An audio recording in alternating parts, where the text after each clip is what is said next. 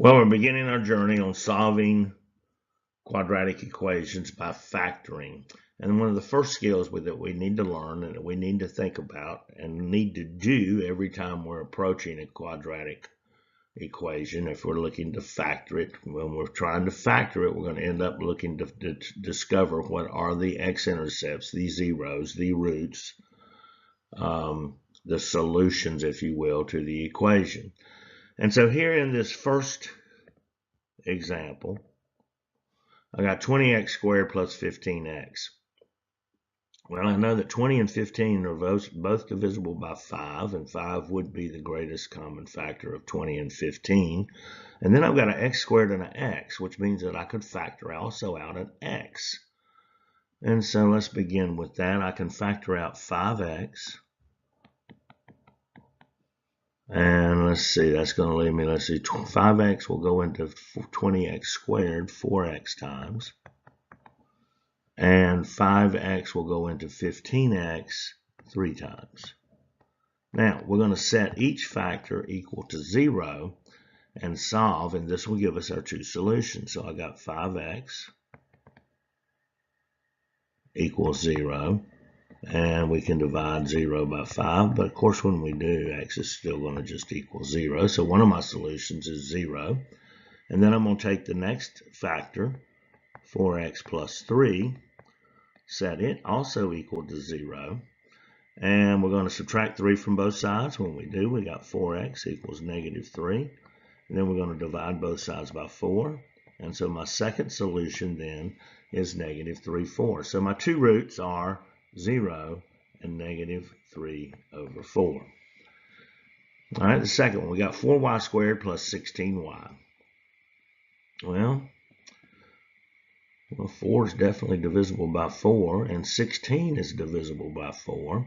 And again, I've got a y squared and a y. So it looks like I can factor out 4y. And then when we do, 4y, or 4y squared divided by 4y just leaves us with y. And 16y divided by 4y, well, that's just 4. And so again, we're going to set each of these factors equal to 0.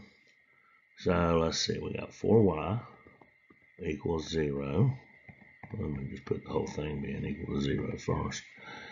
And let's divide both sides by 4. And so we got 0 divided by 4, which of course just equals 0. So one of our solutions again is 0. It won't always be this way, but that's the way these are working out. And we're going to set the second factor equal to 0. Y plus 4 equals to 0. Subtract 4 from both sides, and when we do, our result will be y is equal to negative 4. So my two solutions, my two x-intercepts are going to be 0, negative 4. All right, we got one more we're going to look at. Hope you don't mind. Don't really care if you do, but we're going to do it. All right, so now here we got 16a to the 5th plus 18a to the 4th. Let's see. Well, the greatest common factor of 6 and 18 would be 6. 6 will go into 6 one time. 6 will go into 18 3 times.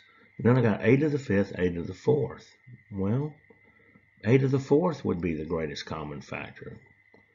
A to the 5th divided by a to the 4th is going to just be a. Remember, when we're dividing exponents, terms that have an exponent, we subtract the exponents when we are dividing. So 5 minus 4 is 1. So I say we can factor out 6a to the 4th. And the result of that is just going to be a plus 3. And once again, we're going to set each of our factors equal to 0. 6a to the 4th equals 0. Let's divide 0 by 6. Well, that equals 0. And let's see, a to the 4th now is equal to 0. And let's take the 4th root of both sides.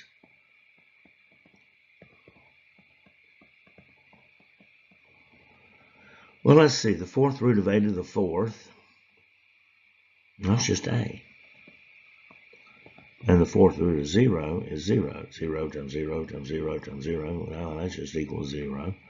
So again, one of my roots is 0. Let's take the second part of our factor and set it equal to 0 and solve. So we got a plus 3 equals 0. We subtract 3 from both sides. A is equal to -3.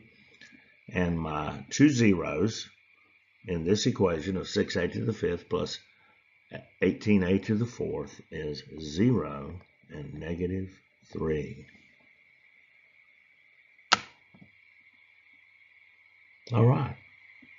Every time we approach an equation, first thing up, can I factor out a greatest common factor of all the terms? And it's got to be all the terms. Here in a moment, we're going to move over to trinomials. And when we do, we've got to look again. We've got to look at each term and determine, can we factor out the greatest common factor? Solving quadratic equations by factoring.